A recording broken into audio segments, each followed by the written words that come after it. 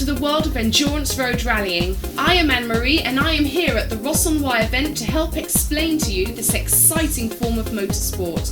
And who better to ask than the competitors themselves. What attracted you to endurance road rallying? Well, I've always rallied on road rallies and I wanted to continue. I also like stage events and it's a real good mixture of both. It's a relatively cheap form of getting out and having some good fun. You're on equal terms because you're all in similar cars. John has said before, if you're going out staging, as I did for many years, you've got to have a really competitive car. It costs a lot of money now. But with this, we're out having a good day's sport. It's on the go all day. You're doing tests, driving road sections, then the night bet, and it all balances up at the end of it. It's not just about as fast as you can go, it's getting the tests right and the road bits right. You've got to be on the go. It's a bit of a step up from road rallying, but doesn't have the expense or the sort of overheads which are associated with stage rallying. And is that what attracted you to endurance road rallying? Yeah. Value for money. Yeah, basic. No frills, no nonsense. Much cheaper, I was going to say, yeah. But yeah, I mean, I've done other disciplines of motorsport, and I suppose it's on par with those. I've done hill climbing, things like that. Yeah. It's on par, but to compare to the hill climb, for example, the amount of time you get in the car on an endurance rally is huge. I mean, the hill climb, you're in the car for 4 minutes competitively. Been rallying for about 20 years myself. Got into the endurance rallying scene probably about 5 or 6 years ago now. So what would you say the main differences between stage rallying and endurance road rallying are? Fundamentally, I think the cost.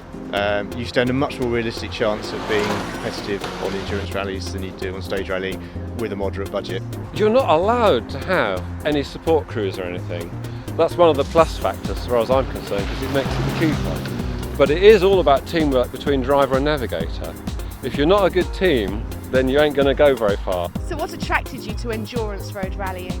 The amount of tests we get to do when we do finish a rally, the people, a great bunch of people that you meet at every rally, and the price is fairly reasonable for myself because I don't have too much that we can do, and it's easier than going stage rallying for me because I can't afford all the helmet and the safety gear to go with that. So it's a good budget motorsport for me to enter in.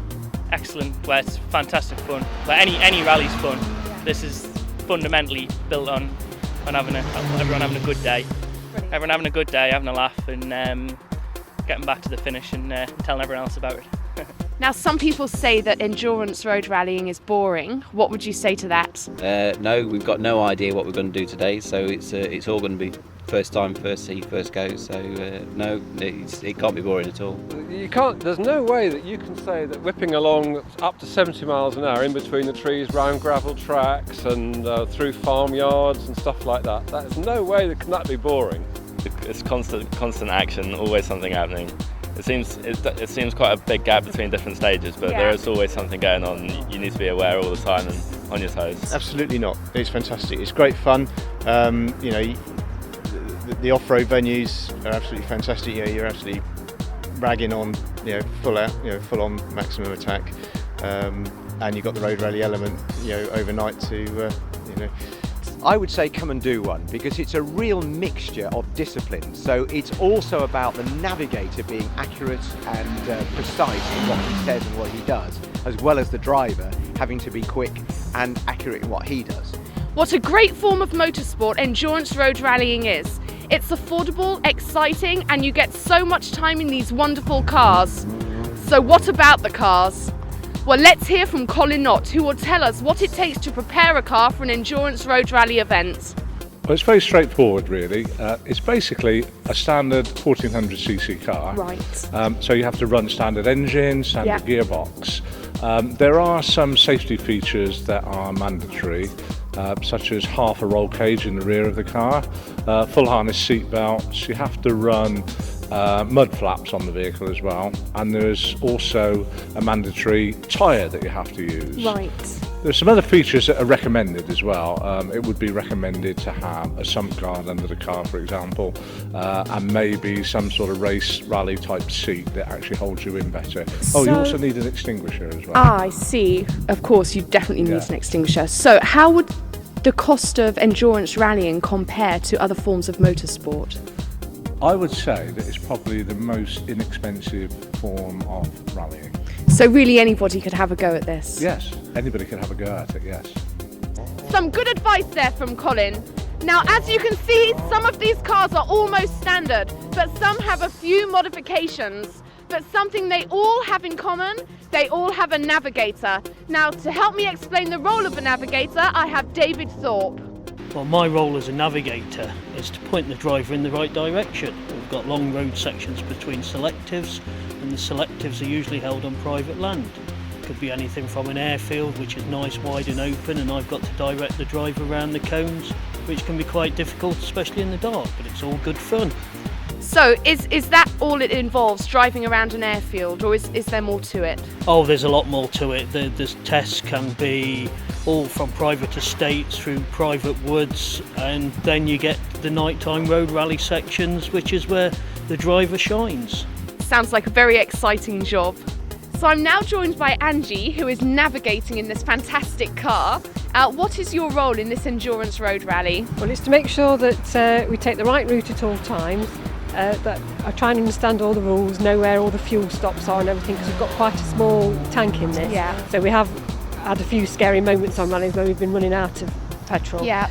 So it's really important to know what's coming up ahead, how many miles we've got to do between the two different selectives, and just to calculate that we've got enough fuel to do it, plus calculating distances, just to keep him on the right track all the time. And sometimes it's really hard if it's dead dusty.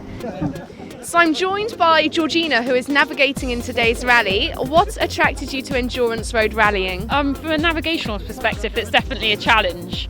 Compared to, say, single venue rallying or something like that. It's a real team effort. The car's got to be performing, the navigator's got to be performing, and the driver's got to be doing it, where some of the other stuff I do, frankly, it's not. It's more about the driver. So is it about how fast you go, or navigating? Navigating accurately, yes. Very good answer. Fast, but if you go wrong, it's no good. Exactly, yeah. Now, how does this compare to stage rallying?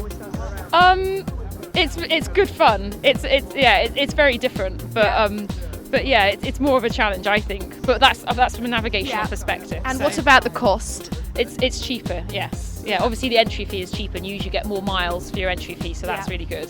But yes, and it's friendly as well. Yeah, that's what we've noticed today. Yeah. It's very friendly. I mean, I've only been doing a few events, but I get to know more and more people, and everyone's always pleased to see you, help you out. I mean, between my brother and I, we have no idea about mechanics in a car, but there's always someone to help and give advice. So it's a perfect starter for us. Oh. Yeah. Thank you, Georgina. There is no doubt endurance road rallying is great fun, both fast and challenging for the driver and the navigator. But what are the special tests and selectives all about? I caught up with David Axford to find out more. Hello, Dave. Morning, Anne-Marie. Well, the selectives could be anything from a concrete car park, farmers' tracks, or even a forest track. Now that sounds rather like a stage rally. Yes, it's very similar, but the average speed is a lot slower than a stage event. It's timed at 40 miles an hour. The organisers may also take measures to slow down the tests. And how do they manage to slow down the tests? It may be something as simple as cones on a corner, so we go a tighter way around the corner to slow us down. Yeah. Or even stopping at a control within the test, getting a signature and then carrying on again. Now, are all those things safe? Yes, quite safe. It keeps the average speeds down, we don't reach such high speeds, and it also keeps the cars flowing through the test, so we're not having problems with cars catching up with each other. Fantastic. That sounds brilliant. Thank you, Dave. Thank you. Now, I did hear a whisper of championships. Well, I'm a member of the committee on the championship, and we do strive to keep everything moving forward in the right direction. Consistency in events, consistency in numbers. Each event is unique, but we try and keep the championship uniform, where the same points are awarded on each event, and it's not necessarily the same crews that are always at the top. So far, we've had different winners at both different events. But yeah, I mean, the championship is on the move. I mean, higher numbers than we've had in registrations from previous years, and it looks to be a trend that is continuing. So hopefully 2013 is going to be all about time in the car, and it's going to be fun. That's fantastic. Thank you, Jamie. Thank you to everyone here at the Ross Endurance Road Rally. It's been fantastic learning about what it takes to make this form of motorsport. And I hope that more of you take part in organising or competing yourselves, because you'll have an absolutely fantastic time if you do. And now, Angie is just going to point me in the right direction to the keys and we'll get out of here. For more information about endurance road rallying, visit the MSA Go Motorsport or Endurance Road Rally Championship websites. Or even better, join the discussions on M&H Photography Forum, where fellow competitors are there to help you get started. Come and join us in rallying's best kept secret.